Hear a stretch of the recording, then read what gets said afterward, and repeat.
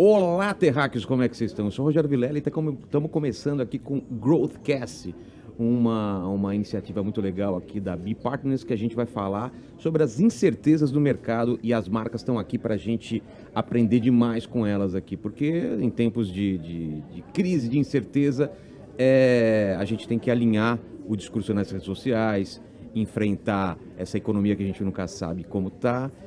E a gente vai falar de vários assuntos aqui, a gente trouxe 4 especialistas, então é legal você que tem uma marca, você que quer saber como navegar nesse mercado aqui. E eu vou pedir para cada um aqui, para a gente começar esse bate-papo sobre não crie post, crie comunidades, como eu faço no meu podcast. Eu peço que cada um dê as suas credenciais desses 4 especialistas. Começo contigo. Pode ser para aquela câmera lá, vocês aqui para aquela câmera, vocês para aquela câmera e vamos lá. Cada um dê as suas credenciais antes da gente começar o papo. E mais uma vez, obrigado por quem está aqui na plateia, temos uma plateia aqui, e vocês por participarem desse bate-papo. Oi, gente, tudo bem? Prazer enorme estar aqui, bom dia. Eu sou Jéssica Justino, especialista em cultura e relacionamento, e hoje atuando como Brand Manager no Nubank, focada em influenciadores, comunidades e estratégias de creators. Bom dia, gente. Eu sou Gustavo Sartori. Eu trabalho hoje no iFood como gerente de marketing de conteúdo e influência. Vitor?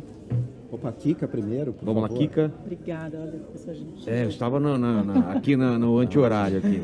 Eu sou Kika Brandão, lidero a Eixo. A Eixo é uma consultoria estratégica que olha, entende, decodifica comportamento para criar soluções estratégicas para as marcas. Então, a gente realmente olha também muito para como as comunidades hoje alimentam as marcas e trazem oportunidades de negócio. E eu sou o Vitor Kniznik, eu sou sócio fundador Pode repetir o sobrenome, por favor? Kniznik. História da minha vida é repetir como falo o meu sobrenome. E eu sou sócio fundador da Snack, que é um estúdio data-driven dedicado a fazer as marcas pensarem e agirem como creators nas plataformas. Gente, acho que a gente pode começar o papo aí dando um cenário, né, dando um panorama de como está o cenário, essa coisa aquele modelo antigo de simplesmente contratar um influenciador e a marca terminava o trabalho dela aí. Contrata um influenciador, ele fala sobre a marca, tenta adaptar um pouco no estilo, mas isso já mudou, né? A gente vê uma tentativa de uma coisa a mais. E hoje em dia a gente vive essa época do cancelamento também, onde você apostar tudo no influenciador também, você pode colocar tudo a perder. Como que a gente está nesse cenário? Queria que o Vitor começasse falando sobre isso, o trabalho de vocês, nessa preocupação das marcas, né? Se posicionarem nesse cenário de incerteza na economia, esse discurso, qual é a medida do discurso nas redes sociais e esse trabalho com influenciadores também, né? Boa, vamos lá. Eu acho que quando se fala em conteúdo, é uma palavra muito elástica e às vezes quer dizer muita coisa. Então, eu acho que uma boa maneira de pensar o conteúdo, como o nosso mercado trata, é que ele é a não publicidade, vamos dizer assim. É uma definição talvez pequena, né, ou muito limitadora, mas ajuda muito a pensar isso. Por que eu estou falando isso? Porque as marcas têm muita dificuldade de pensar como uma marca que está fazendo conteúdo, como um publisher, como um creator. Essa dificuldade, ela se explica muito fácil, porque se você for pensar, a publicidade como a gente conhece tem 200 anos. Ser um creator é algo de 15 anos, e nesses 15 anos mudou demais, né, no estágio que a gente está agora. Então, para as marcas fazerem isso, realmente é complicado, porque você fazer conteúdo implica, entre outras coisas, você abdicar de falar de si mesmo e falar o que uma audiência tem interesse. Implica você definir uma linha editorial que vai ser um recorte, ou seja, você não vai falar com todo mundo, né? Você vai escolher um enfoque para que aquelas pessoas que vão circular em torno desse conteúdo se interessem, né? Permaneçam ali. É um pouco sair da cultura da atenção para a cultura da retenção. Exato. E isso implica muitos conhecimentos, né? E muitas práticas. Implica você, primeiro, né, saber as boas práticas de cada plataforma, saber a linguagem adequada para fazer tudo isso, saber quem é o seu público, saber ler esses dados. A gente está aqui com um creator de excelência, aqui um dos maiores do Brasil. Quando a gente fala pensar e agir como um creator, isso envolve muita coisa, né? Não é só se gravar. Não é só emular, né? Exato. Não é só se parecer, tem que ser uma coisa... Porque o público sabe, né? Ele percebe quando estão tentando enganar ele, fala, não, é uma publicidade transvestida de conteúdo. Tem que ter conteúdo mesmo. Exato. E o público não precisa mais, como num break comercial, dar desconto de aquilo ser, é um pouco inferior ao programa porque é Exato. publicidade. Não, quando você está nas redes sociais, o conteúdo da marca está competindo com o conteúdo de qualquer creator. Então, se ele não estiver no mesmo patamar, ele vai ser ignorado. Agora, a boa notícia é que na nossa experiência, e a Snack vai fazer 10 anos, é de que as pessoas gostam de conteúdo de marca. Não é verdade que elas pulam, desde que o conteúdo seja bom. Eu estou falando uma obviedade, mas é assim mesmo. Se você faz um conteúdo realmente dedicado para as pessoas não se importam. As pessoas não se importam. E as marcas conseguem fazer coisas que os creators não fazem, porque às vezes tem recursos para isso, né?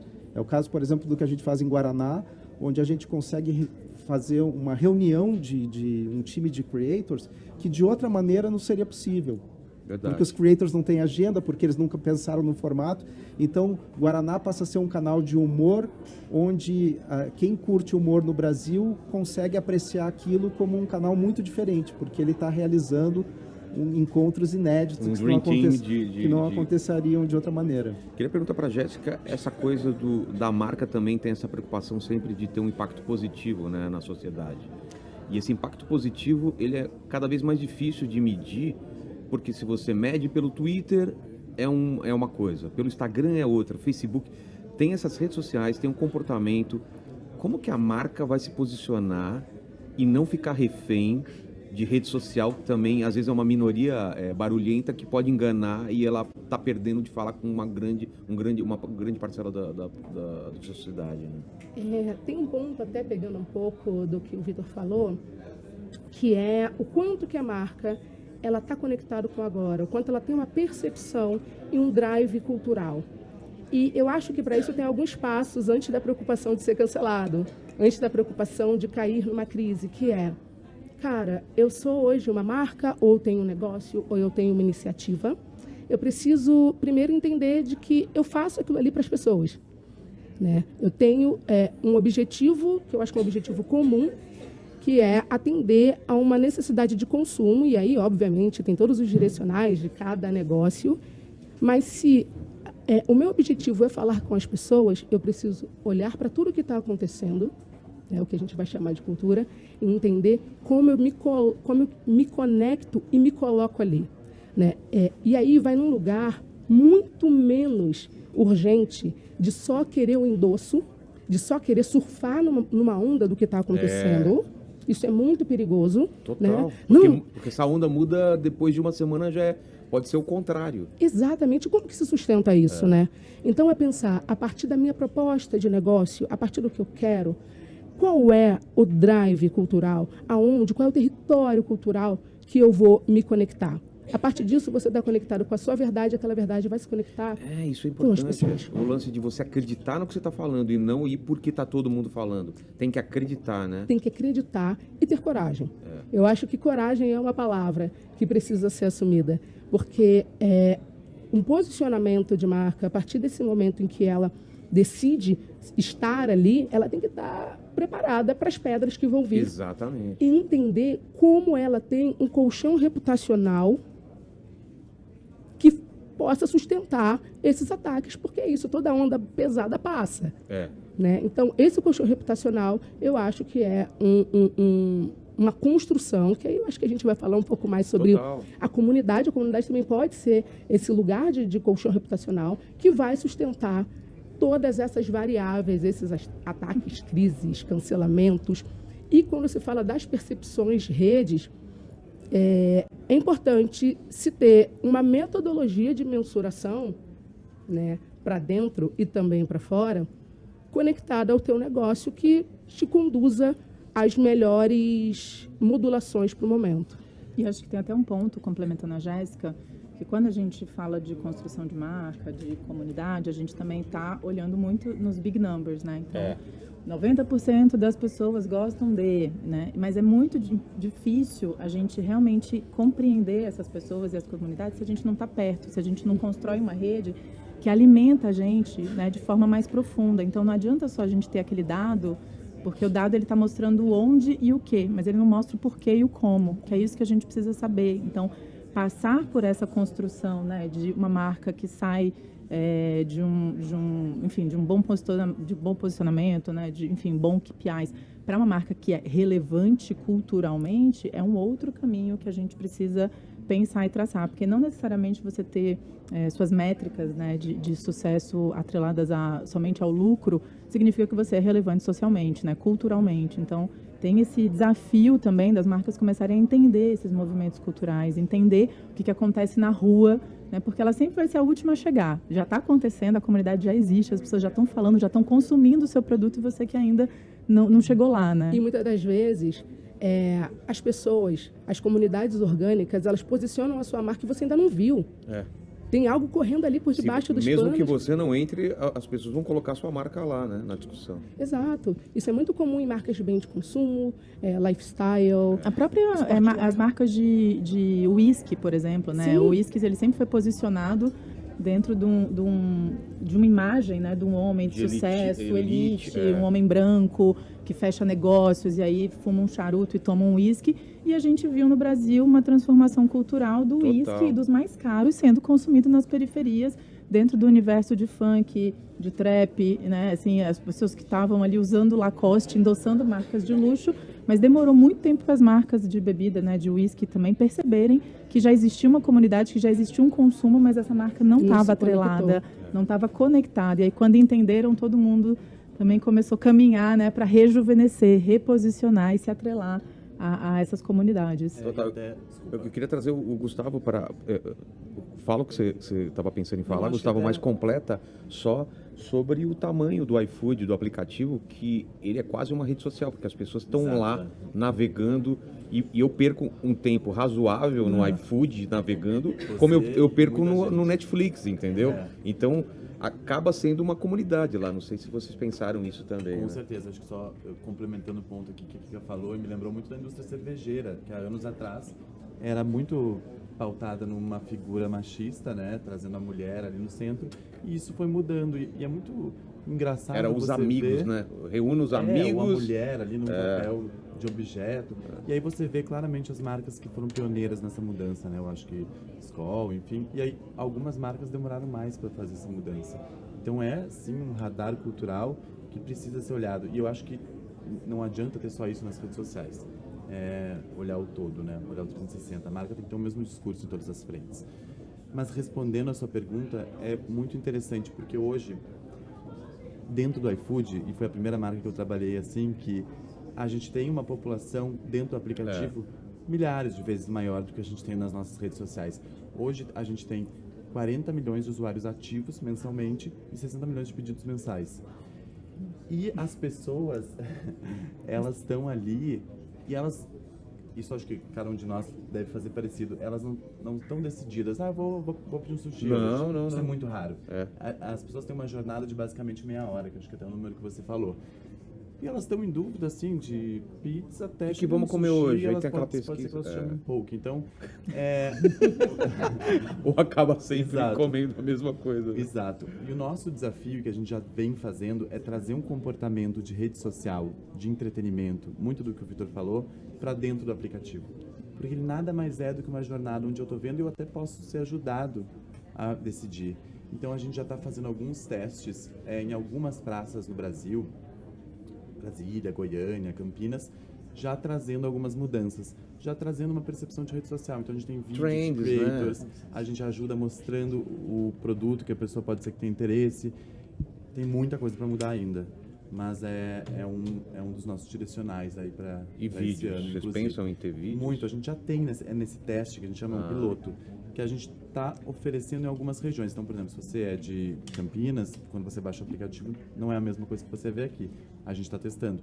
Então, lá você encontra vídeos, você encontra conteúdo, dicas, você vê creators que te ajudam, de certa forma, ou a passar mais tempo no aplicativo com uma certa instrução, orientação, o que você pode pedir, até economizar. A gente tem um programa de vantagem de ofertas, que é o Clube, que ele tá tímido no aplicativo, mas quando você vê essa nova versão, onde eu conto para as pessoas, eu ajudo até a deixá-la mais orientada para o consumo, para aquilo que ela tem interesse.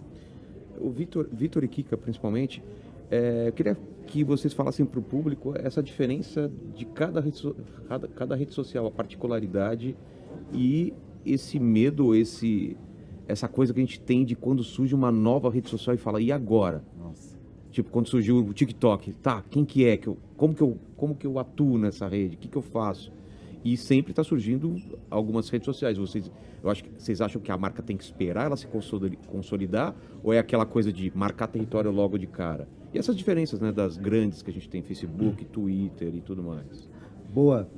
Olha, a primeira constatação é que muito difícil uma marca ter a verba suficiente para estar em todas as plataformas. Ah, é? É muito difícil, né? Porque está cada vez mais complexo esse jogo, então você tem que ter, em geral, uma ou duas plataformas base onde você vai apostar o crescimento da sua comunidade nessas plataformas, né?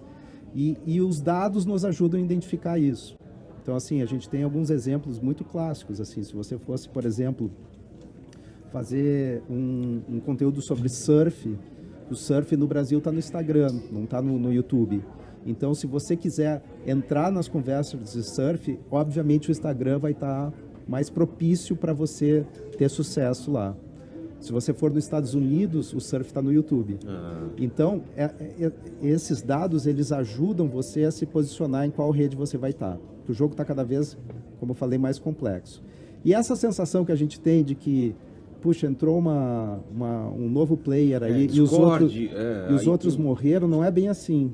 O Facebook continua muito grande. Não, ele é forte ainda, né? Incrível. Fortíssimo, né? E a gente tem essa sensação de que uma come a outra, mas a verdade é que elas têm se somado.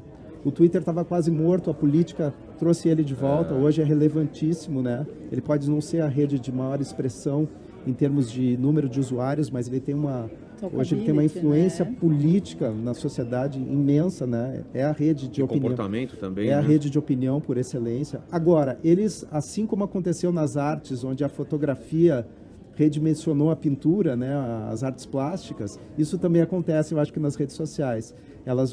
Uma vai empurrando a outra para alguns lugares, mesmo que não queira. Por exemplo, o YouTube, ele começou a ser muito consumido nas Smart TVs. O YouTube, hoje, eu vejo mais como a TV aberta da internet. É incrível, né? Como as pessoas me mandam foto, todos assistindo pela TV.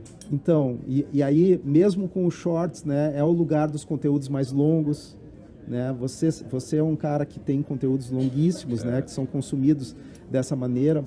O TikTok chegou e fez uma bagunça tremenda, né? Porque ele criou realmente um outro tipo de linguagem. Quer dizer, hoje você tem... não é à toa quando você fala TikTokers, você está falando de uma categoria, de um tipo de criador que é muito fácil de distinguir das outras redes. Então, essa sensação de que uma rede engole a outra não é bem verdade. A gente vê que simplesmente o público está crescendo. O Quai, nós estamos aqui vizinho até do evento do Quai, né? Se produz hoje conteúdo específico para o Quai, que são as novelinhas, né?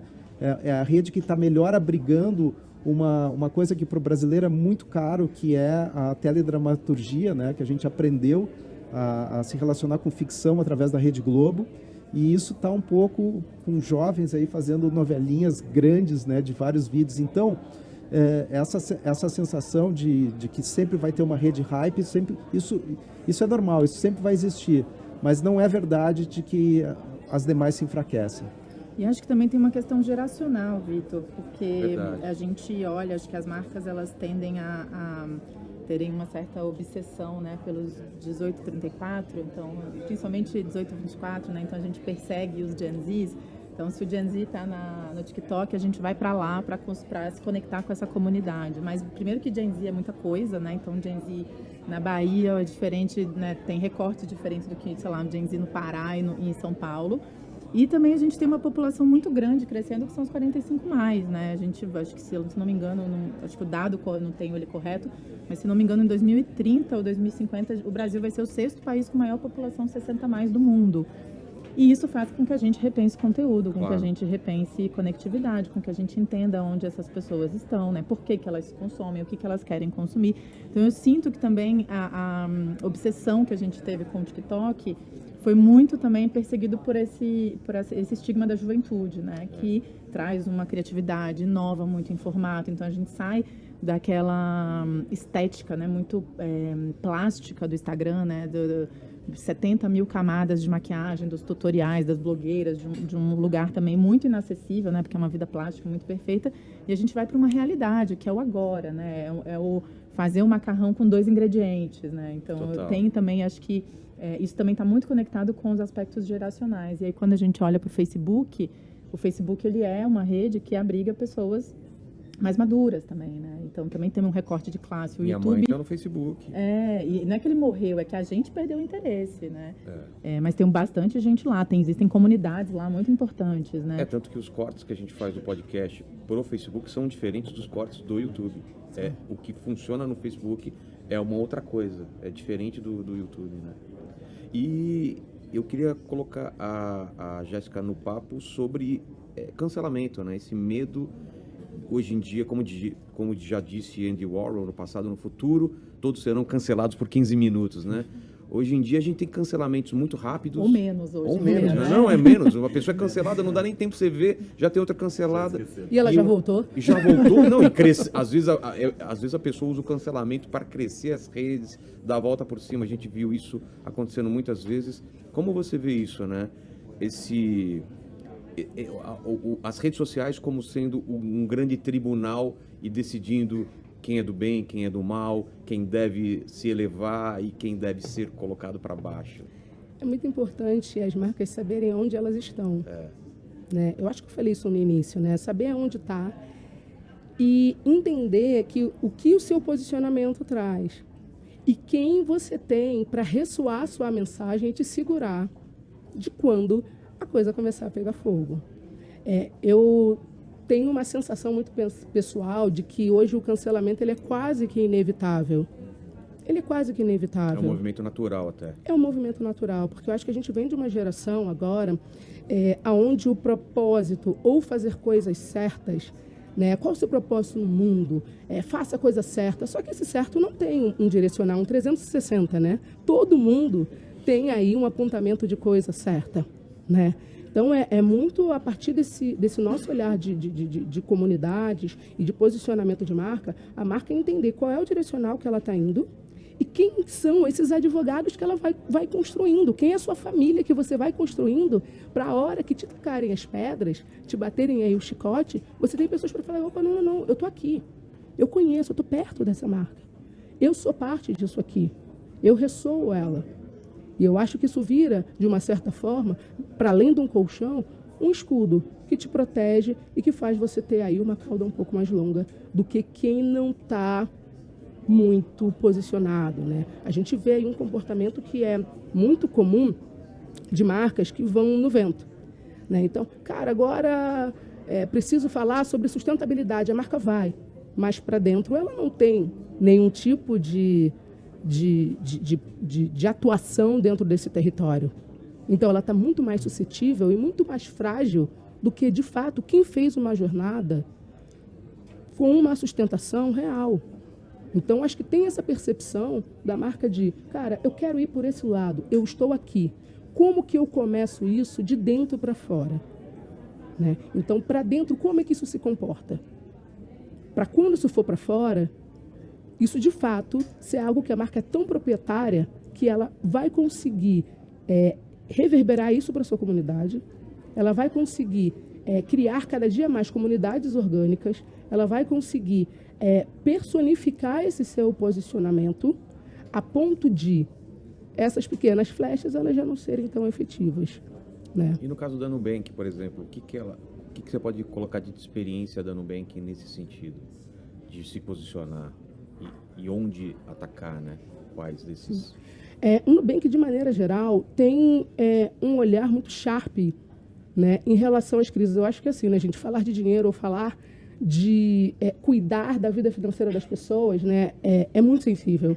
Né? Então, eu acho que não é necessariamente só sobre o Nubank. Eu acho que qualquer instituição que se propõe dentro do mercado financeiro, né, no nosso caso, tech e finanças, ela está muito fragilizada por esse compromisso que tem com o seu cliente. Né? Eu cuido do seu dinheiro, eu cuido daquilo que é o seu maior patrimônio. Então, eu acho que existe um olhar muito atento do Nubank em relação a barrar um pouco algumas crises. Tem as crises always on, que são inevitáveis, mas, de fato, o Nubank, enquanto marca, é uma marca muito forte, uma das maiores do Brasil. É uma brand love, né? É uma brand love. E a gente tem uma comunidade orgânica que ajuda a gente a se defender. Para além disso, a gente tem a Nu Community, que nasceu a partir de lovers, mas assim, lovers, muito lovers. Eu nunca vi pessoas tão apaixonadas por uma marca quanto os nossos membros da Nu Community. E essa galera, ela faz parte de um pilar de negócio do Nubank. A gente alimenta. Existe uma equipe dedicada a olhar para essa comunidade. Existe um investimento de negócio nessa comunidade que é essa comunidade que está mais próxima, onde a gente tem no Leaders, a gente tem equipes distribuídas no Brasil inteiro, equipes que se organizam. O Nubank também organiza coisas para essa comunidade.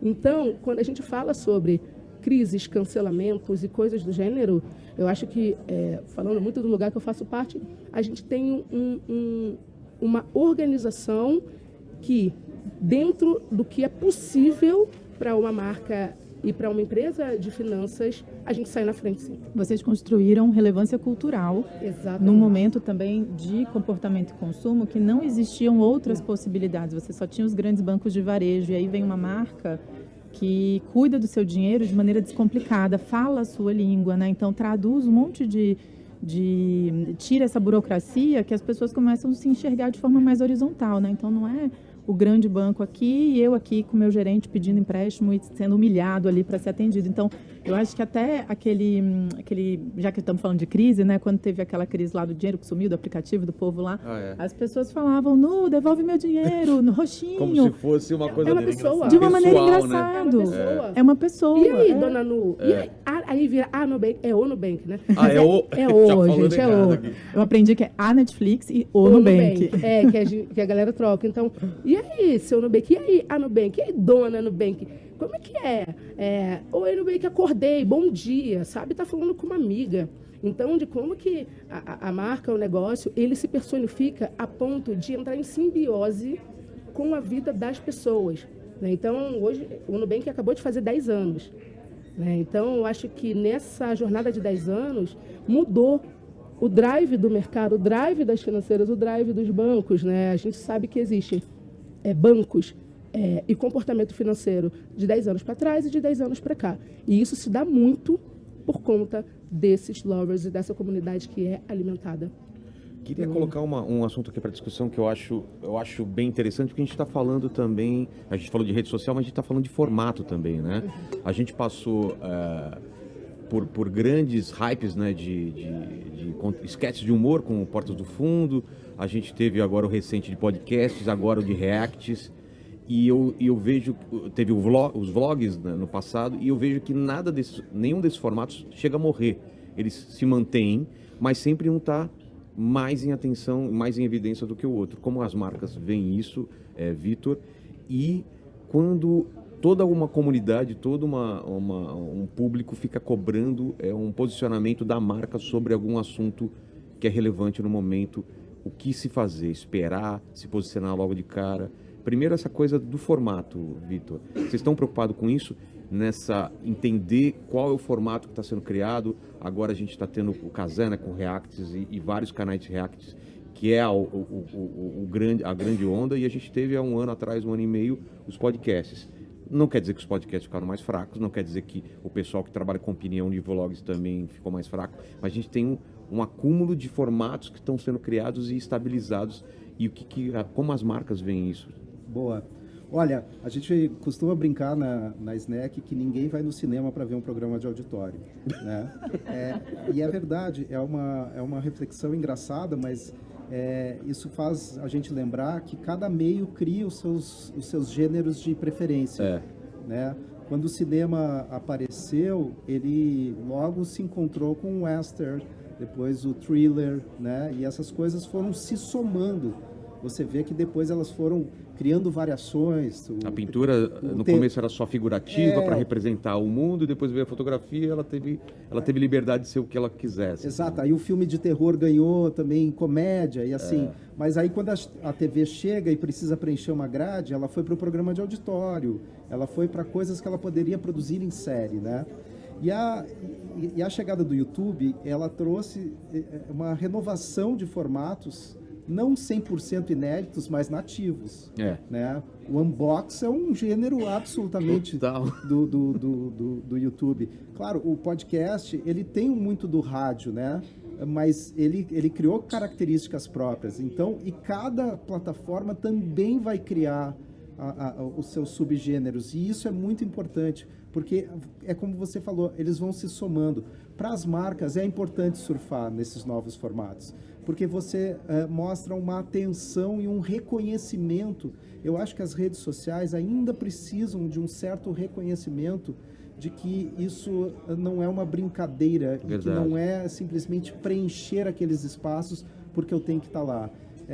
Ao você tentar se aproximar da linguagem nativa, você está dizendo o seguinte: isso aqui é importante, a gente está atento, a gente está querendo também entrar nessa conversa. Então, você está atualizado com os formatos é importante. Claro, você não precisa estar 100% do tempo no formato mais hype, porque isso também, como a Jéssica falou, pode parecer postiço, né? Isso tem que ter a ver com a sua ideia, com a sua linha editorial, né? Se você, dentro da sua linha editorial que você estabeleceu, esse formato é pertinente, cabe trazer para a sua linguagem. Mas eu acho que é fascinante a gente perceber a criatividade das pessoas, de como elas combinam formatos. O React, por exemplo, é um negócio maravilhoso, porque ele tem um pouco da ideia que é a rede social, que é eu querer ver os outros reagindo a coisas, né? Isso é um prazer que a gente tem com os amigos. Você manda para um amigo seu dizendo, pô, você viu isso aqui? Assiste isso, você quer...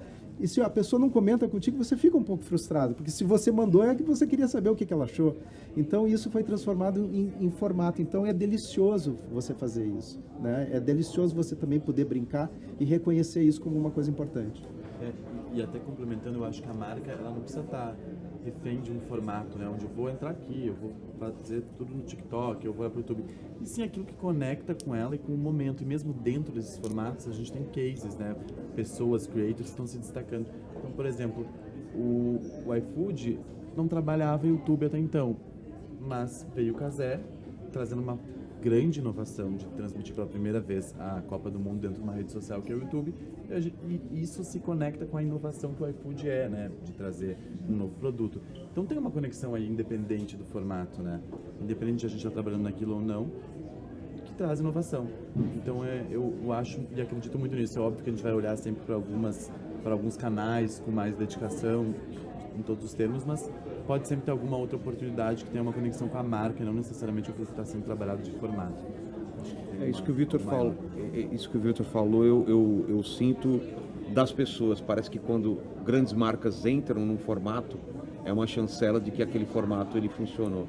Eu percebi isso no podcast. O podcast já era grande, já atingiam vários números, mas quando entram algumas marcas chancelando, ele parece que vai para outro nível, né? Mas é uma chancela mesmo, porque você pensa o seguinte: a característica das redes sociais é que você não tem um editor, né? Como você tem a figura do editor nos veículos, né?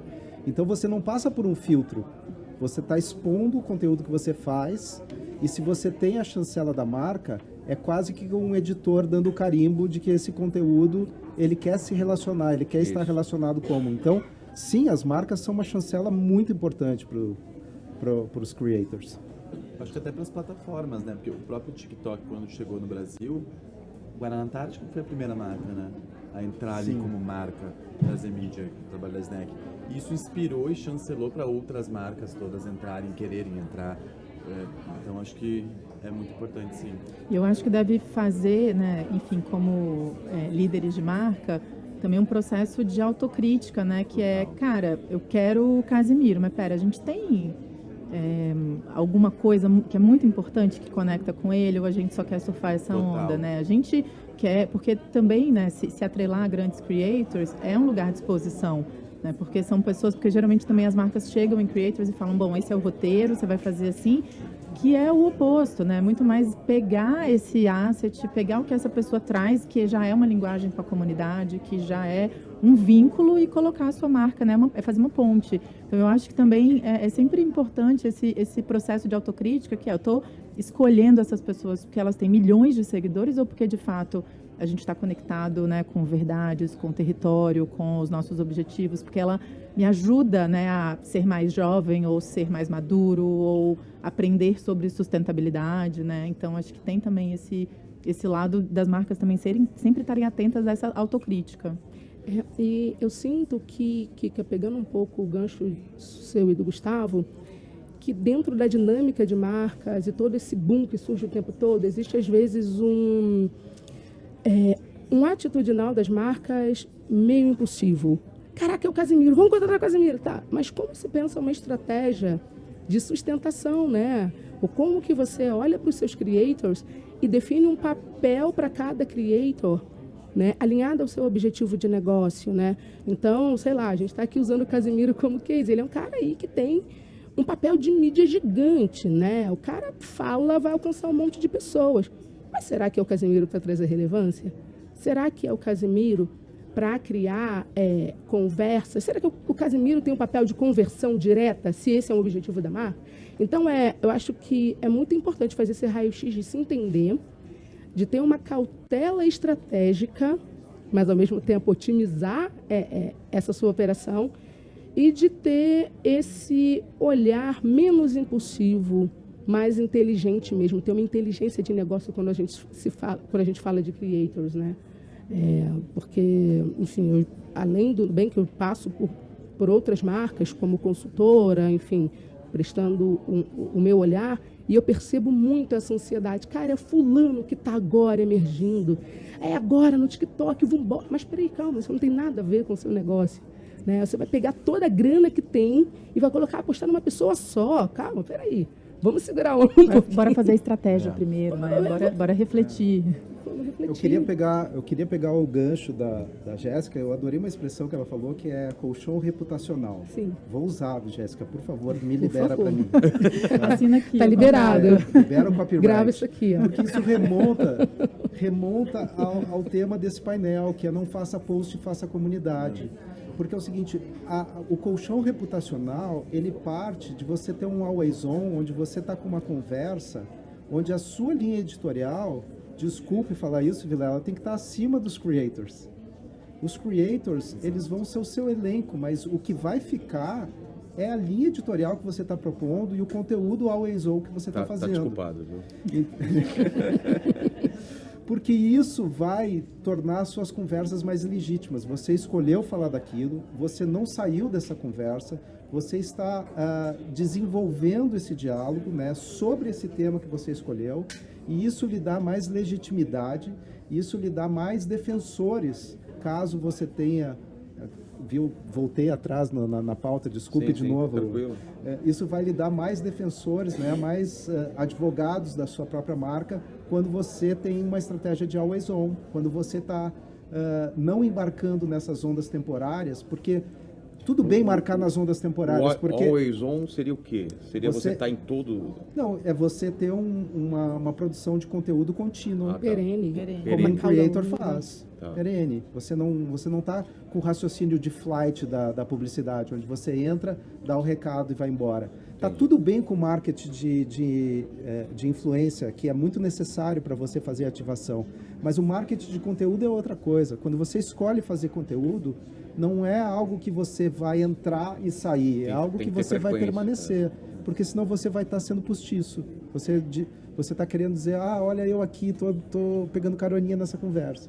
Certo. Eu acho importante esse ponto também que a Jéssica trouxe, porque a gente vê muita marca surfando a onda de creators ou até de celebridades, um pouco mais antigamente, e você chega no momento que você não vê mais diferença e não fica um residual para o consumidor. O Casimiro, até vou trazendo como exemplo, a gente fez um estudo de entender a conexão que ele tinha com culinária, com iFood. Ele era um cara que era um heavy user, que tinha feito uma super doação para um entregador que falava sobre o tema.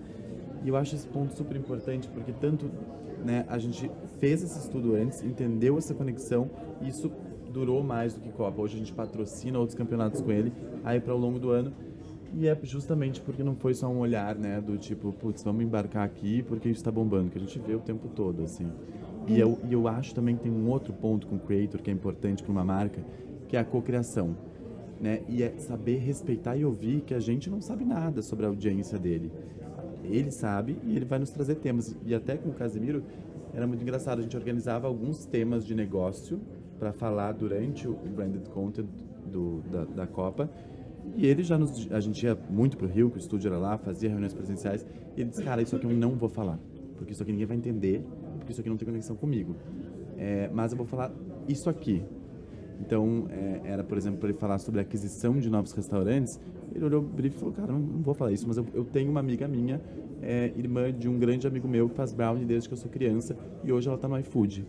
Então, eu vou trazê-la aqui, vou trazer o brownie dela, e aí, assim, ela explica as vantagens do iFood do jeito dela. E aqui eu acho importante que assim, é uma cocriação de saber, de estar muito envolvido, de trazer para o creator, seja ele qual for, toda e qualquer possível informação da marca, mas também respeitar e ouvir, porque ele entende daquilo ali que é o espaço dele. E os números, né, estão aí para mostrar isso. E você sabe, Gustavo, quando você traz isso, eu acho que é porque existe uma estratégia de relacionamento. Né? E quando a gente fala de relacionamento, trazendo uma ilustração muito comum, ela precisa respeitar os passos e as trocas e as conveniências de um relacionamento mesmo, né? Você chega, você aperta a mão, você dá um beijo na bochecha, né? Você recebe também, você dá um abraço, e daí todos os passos de uma relação. Você dá presente e recebe. Então, é importante a marca entender qual é a maneira que ela se relaciona com essa galera. E de que hoje, cada dia mais, a gente tem caminhado para um olhar horizontal de relacionamento, que é um pouco isso que o Gustavo traz, né? Cara, é olhar no olho e ouvir o que aquele creator traz, o que aquela figura, aquele agente da comunidade traz como proposta, porque só ele conhece a sua audiência, só ele conhece o seu território tão bem, né? E a marca, pelo seu lado, traz também seu interesse, né? Então, é importante, tanto para um lado quanto para o outro, entender que é uma via de mão dupla e que precisa sempre ter um sim e o outro sim do outro lado. Quando tem um não, a coisa precisa se reconfigurar e a conversa voltar nesse equilíbrio. Eu queria voltar para aquilo que eu tinha perguntado antes, sobre assuntos sensíveis, temas, como que a marca pode se posicionar, se isso é uma questão para ela ser uma love brand, ou ela não precisa se posicionar sempre. Qual que é a estratégia das marcas? Acho que não tem fórmula, né? Porque tem uma cobrança, né? Tem cobrança. E aí, vocês não vão falar sobre tal coisa? Não tem fórmula de bolo, tipo 3 xícaras de farinha. Eu tenho uma opinião pessoal, assim. Tá, eu gostaria de saber também. Por favor, comece. Que talvez não sirva para todas as estratégias. A minha opinião pessoal é de que eu não acredito que a marca tenha que se posicionar sobre tudo, mas ela tem que ter consciência do que é ela não se posicionar. Boa. Então, eu acho que isso é um lugar. Né? Então, cara, pegou fogo na Amazônia agora. E aí? E aí? Volta para a autocrítica, né? Que a gente falou, né? Assim, como isso é importante para o meu negócio. Exato. Como isso é importante para a minha comunidade. Exatamente. Né? Porque senão a gente entra nessa lógica perigosa que são as datas, né? Que são datas muito importantes para diversas comunidades, como a comunidade LGBTQIA+, né, como as pessoas negras no Brasil, que eu não tenho influenciador negro, eu não dialogo com essas pessoas, essas pessoas não são necessariamente o target do meu produto, do meu serviço, mas no mês da consciência negra a gente faz uma linda campanha e coloca ali 2 pessoas negras, fecha com... Então, eu acho que cada vez mais a audiência, eu não gosto nem de falar consumidor, porque é reduzir a gente para um lugar, né, de consumo, né, a gente um pouco mais. Então, acho que a audiência, nós estamos muito mais atentos, né? Você nunca falou sobre isso. Por que você está agora, né, no mês do orgulho LGBTQIAP+, falando? Então, a gente fez até um trabalho para o TikTok, acho que 1 ano e meio atrás, que era entender. Então, foi uma pesquisa que a gente foi olhar realmente, assim, comunidade LGBTQIAP+, como essas pessoas se sentem representadas pelas marcas, como elas enxergam essas ações, né, que são ações muito, geralmente pouco verdadeiras, mas que não entregam residual, não entregam sustentação, né, não entregam impacto na ponta, né? E aí a gente foi criar um guia de boas práticas para as marcas anunciantes. Então, assim, poxa, marcas de produto de beleza, maquiagem, você quer falar com a comunidade LGBTQIAP+, como você faz isso, né? A partir de que lugar você começa se você nunca falou? Então, eu concordo com a Jéssica que a gente não precisa se posicionar sobre tudo. Eu acho que também tem o policiamento da internet, né? Que todo mundo tem que ter opinião. Às vezes a gente não tem que ter, a gente precisa elaborar, ouvir, entender, conversar, ler, né? Mas a gente precisa ter consciência do impacto do nosso negócio em determinados assuntos. E eu acho também que tem uma coisa de presença de marca, né? Hoje, sei lá, falar de uma marca brasileira, se essa marca existe aqui no Brasil, ela precisa refletir o movimento cultural do Brasil. Ela precisa ter uma percepção de tudo que está acontecendo nesse território que ela decide estar, né? Então, eu acho que é um pouco do que a Kika falou, né? Cara, não que tenha que, mas fique atento e entenda os riscos. Porque você não corre o risco de parecer oportunista também, né? Exatamente. Eu queria fazer uma colaboração aqui, que é a seguinte. Eu acho que quando a gente fala posicionamento, nos vem posicionamentos em relação aos temas mais delicados, né? Das pressões sociais que existem na sociedade, nas tensões sociais, né? Mas eu acho que o posicionamento, ele também tem outras facetas. Você pega, por exemplo, o canal que a gente faz para Guaraná, né? O Coisa Nossa para Guaraná.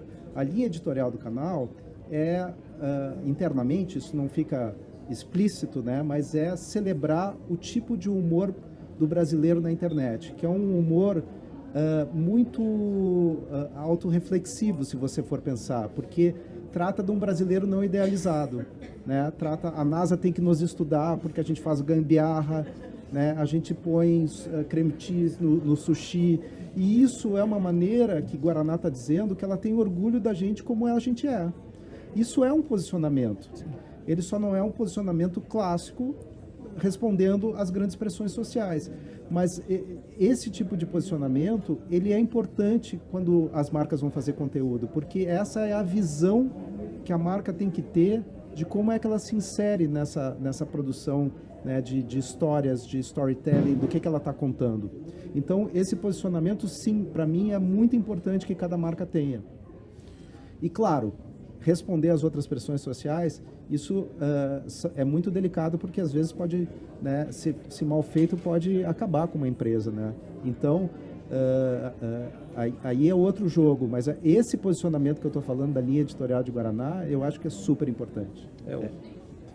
Tem um ponto também que eu acho que a marca precisa escolher algumas coisas, assim. Então, sobre o que você vai falar? Como a Jéssica falou, a gente está no Brasil, tem muito assunto para a gente ajudar. Muito problema, e né? as marcas têm essa obrigação. Mas assim, o que a tua marca, a empresa da tua marca faz de verdade? Para você escolher também algumas batalhas, e se tem algum assunto, por exemplo, a gente está entrando no mês do orgulho LGBT. Se você nunca fez nada sobre isso, se a empresa não faz nada sobre isso, não entra agora. Mas então, se esse é um assunto importante e onde você quer estar, se prepare, né? Tenha um ano para isso, fomente a economia LGBT, contrate mais funcionários LGBT, enfim, faça um produto que tenha uma doação para uma Casa da Vida, faça alguma coisa para poder falar no ano seguinte. Então, por isso que eu achei importante também ter escolhas, porque a gente tem muitos assuntos. Então, o iFood, por exemplo, fala sobre educação e investe nesse tema e se posiciona sobre esse tema, fomentando, dando cursos de tecnologias para pessoas carentes, oferecendo empregos e facilitando também essa jornada do emprego. Mas tem temas que não. Então, eu acho que isso é importante também, porque essa coisa de se posicionar em tudo tem que ter um teto de vidro muito forte. E se você não fez, né, como a Jéssica falou, não vai ter. Eu queria agora a gente começar encaminhando para o final, que cada um aqui, em cima de tudo que a gente falou, começasse a definir o que foi aprendido aqui, a junção de ideias que foram, se a gente pudesse reduzir em uma frase, em algumas frases, e dar a experiência própria de cada um, começando pela Kika. O que você achou assim, do papo e o que a gente pode reter de tudo isso aqui, transformar em poucas palavras? Eu acho que esses momentos de troca, eles são super importantes, porque a gente fica muito focado na nossa marca, no nosso negócio, ou em resolver problema de cliente, como é o caso da Eixo, e a gente tem pouco espaço para troca mesmo, né? O que está acontecendo no iFood, o que a Jéssica está aprendendo ali no Nubank, o Vitor na Snack, você, né, dentro do seu trabalho como creator. Então, acho que é um espaço realmente para a gente colocar ali mais algumas peças no nosso quebra-cabeça. Então, eu adoro, né, debate. Eu falo, na Eixo a gente entende de gente para criar para o mundo. Então, eu gosto mesmo dessa parte de entender. Eu acho que, para mim, fica cada vez mais claro, e até a gente tem feito trabalhos na Eixo, que o briefing eles são muito parecidos, né? Na verdade, o desafio é muito parecido, assim. Independente do que é o desafio de negócio, chega na hora que cara, eu preciso construir minha marca para ela ser culturalmente relevante. Então, é óbvio, né? É vender mais. Marca não foi feita para melhorar o mundo, né? Deveria também melhorar o mundo, mas foi feita para dar lucro. Mas a gente tem visto muito essa necessidade das marcas construírem essa relevância cultural. E aí a relevância cultural, ela passa, de fato, por a gente entender o que está acontecendo da porta para fora, né? Então, tem a porta para dentro, que é esse ambiente corporativo, que ainda é muito pouco diverso, que a gente está muito focado ali no que a gente precisa entregar. Mas tem todo mundo, a cultura está sendo criada e recriada, né? Todos os dias, quando o Vitor fala isso de Guaraná Antártica, me lembrou muito um projeto que a gente fez para a Skol, que era para desenhar esse futuro, né, da Skol, esse reposicionamento da marca, e a gente foi olhar para esse Brasil, né, para essa cultura, e a gente chegou na gambiarra, né, a gambiologia, a tecnologia da gambiarra. Isso é nosso, isso é proprietário. Então, tem para mim, acho que muito importante a gente olhar para fora, sabe? Por mais que a gente tenha muita certeza, por mais que a gente tenha muito dado dentro de casa, se a gente não vai à rua, se a gente não entende, ouve as pessoas, a gente ainda vai ter um olhar ainda um pouco míope, um pouco diverso. E a cultura, ela é criada na rua, né? Então, acho que essa necessidade das marcas olharem para fora para construir comunidade, para construir relevância cultural é fundamental. Vitor, o que você fixou da conversa aqui que pode transformar em algo? Olha, eu vou pegar de novo o termo colchão reputacional. Boa, vou usar também. Vitor, eu ia falar isso, cara. Porque eu acho que ele é a conversa que permeou tudo aqui que a gente está falando, né? De que quando você pensa na reputação de uma pessoa, ela não é construída do dia para a noite. A reputação é o conjunto dos seus atos durante a vida. É toda uma história, né? É toda uma história. E quando a gente está falando de conteúdo, né, e dessa relação com o mercado, eu acho que tem a mesma estrutura, né? Acho que tanto a Kika, o Gus e a Jéssica, a gente acabou falando sobre isso, né? De que como você não deve, né, se posicionar se isso não é sua verdade. Como você não deve embarcar em ondas que não têm a ver com a sua marca. Quer dizer, isso tudo é construção de reputação. E antes, a reputação das marcas, elas não eram mais episódicas, eram quando elas manifestavam através mais da publicidade. Hoje a gente está vivendo num mundo que essa reputação é construída dia a dia, segundo a segundo. E isso exige um outro tipo de ação e de posicionamento, né? Esse always on, que é o tema do painel, né? Que não faça post, faça comunidade. Quer dizer, você não tem que estar preocupado só com o post, mas com a linha de tempo desses posts, né? Do que eles vão construindo. Por isso que eu achei que a conversa foi muito rica, inclusive com a tua presença. Obrigado, com irmão. o lado do creator, né? Que é uma parte fundamental do que a gente está falando aqui também. Gustavo? Boa, eu até não vou me repetir tanto, porque eu faço das suas palavras as minhas, mas eu queria reforçar o ponto óbvio da troca, do compartilhado, a gente saber que tem dores, que a gente sente com algo, dificuldades. Mas eu acho que tem um ponto que eu fico feliz aqui ouvindo, é sobre o Brasil, né? Da qualidade que a gente tem de comunicação, de publicidade, de entrar dentro desses novos canais. Eu sempre, quando estou fazendo algum planejamento, olhando algum bench, o mês passado eu estava olhando no Nubank, por exemplo. Então, eu acho que a gente tem muita coisa para olhar aqui dentro do Brasil, sabe? Isso me dá um orgulho, assim, de estar num papo aqui com tanta coisa legal, tanta referência legal, marcas como as que o Vitor mencionou, de Guaraná, um dos maiores canais de humor do país, ali concorrendo com o Porta dos Fundos. Então, assim, tem muita coisa legal. Até porque o Brasil é um continente, né? E exato, com a gente culturas tão passou diferentes. a vida toda olhando para fora para criar para dentro, só que a gente vive num país onde 56% da população é tá negra trocando e a isso, gente está né? olhando para a Europa. Né? A gente não está conectado, né, com aspectos culturais nossos que fazem construir essa linguagem, fazem construir essa relevância. E lembrando que o nosso maior commodity hoje em dia são os memes, né? O Brasil é o maior produtor de memes Exato. do planeta. E isso revela um jeito do brasileiro se relacionar com o que acontece absurdo. Vocês já perceberam como é rápida a proliferação de qualquer meme e como e há uma seleção natural do que vai ficar, o que não vai ficar. Então, toda semana a gente tem o meme da semana, a gente tem o assunto da semana, e é muito difícil para mim como creator e para vocês acompanhar isso. E dá até aquela sensação às vezes de que parece que eu estou perdendo alguma coisa, o que será que está acontecendo? E você está sempre se alimentando e tendo que estar atento a tudo, né? E Jéssica, além do colchão... Além do colchão reputacional, né, Vitor? Eu acho que tem um ponto que fica, assim, para mim, que é o quanto que a marca precisa o tempo todo renovar as suas lentes e, de fato, olhar, enxergar e ver. E mais do que se misturar ao que está sendo falado, se misturar ou se mostrar presente em algo que parece um movimento ou alguma coisa, de como que eu me conecto de fato e de como aquilo se torna algo interessante. Então, acho que dentro disso tem várias camadas, que é desde a marca olhar para dentro, entender como essa construção ela é feita dentro dentro do seu negócio, como que ela vai para fora, e também olhar lá fora quem já está falando sobre você e como aquilo te conecta com talvez algo que você não tinha nem olhado. Aí você vai lá e troca a tua lente, limpa de novo a tua lente e olha com carinho para aquela comunidade, olha com carinho para aquele creator, e entende como que você cria linhas de relacionamento que sejam uma verdade tanto para você quanto para aquela comunidade. Tá certo. Eu acho que dá pra gente conversar muito mais sobre isso, mas, né, como tudo que é bom acaba, a gente tá aqui chegando ao final, agradecer a cada um de vocês, vou pedir que cada um também dê suas redes sociais, faça a sua publizinha, né, para o pessoal seguir aqui, e vamos encerrando esse Growth, né, Growthcast aqui, agradecer a B Partners. Vitor, dá um encerramento aí, então, fala das suas redes sociais. Minhas redes sociais é fácil, porque é o meu nome e sobrenome, que é muito fácil. Todo mundo já decorou. Soletrando. Soletrando, vai. Como que é o sobrenome? É Vitor, sem espaço, KNIJNIK. No Instagram e no Twitter. Tá certo. Gustavo? As minhas redes sociais é Gustavo, aí tem um Z antes do Sartori. Então, Gustavo Z Sartori. Tanto no LinkedIn quanto no Instagram, todos. O meu é Jéssica Justino, provavelmente a única Jéssica com G que vocês vão conhecer. Eu já achei algumas, mas é difícil. Então é Jéssica com G, Justino, tudo junto em todas as redes sociais. Algumas mais ativas, outras menos ativas.